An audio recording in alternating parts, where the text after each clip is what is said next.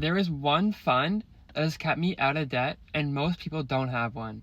And the fact that one unexpected bill or expense can ruin your finances.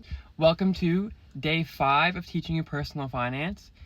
If we haven't met before, my name's Griffin. I'm 23 years old, and I'm on a personal finance journey over the past 3 years since graduating college. So far, I've paid off my student loan, paid off my credit card debt, and I've financed a computer, and I paid that off as well. My last debt is my car that I plan on paying off as soon as possible and being most aggressive to paying it off. I want to teach you personal finance. I believe it's super important that everybody has to learn it, and I feel the school system failed to teach us this, which is why it's my mission to teach you about personal finance. Make sure you drop a follow as I talk about personal finance and post content about it every single day.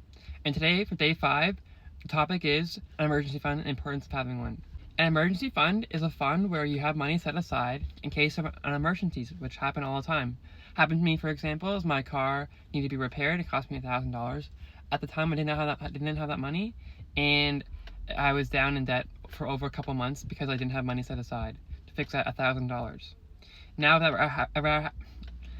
were to happen again, I'd be prepared, as I have over $1,400 set aside for an emergency fund and have that money in a high yield savings account, which means I gain interest on that money for just sitting there in that account. My emergency fund grew little by little as I kept putting $100 in every single paycheck when I got paid, setting up automation to ensure that money was set into my account no matter what. So whatever I did, that money was into my account to help me save for emergencies or upcoming expenses I did not expect. You don't have to have $100 a paycheck, 10, 20, 30, whatever you can put aside will help you in the future when an unexpected expense or bill comes up. Trust me, this does work, and it happened to me in the past, as I said it earlier with my car, and for the future, if it ever happens again, I'll be prepared for it.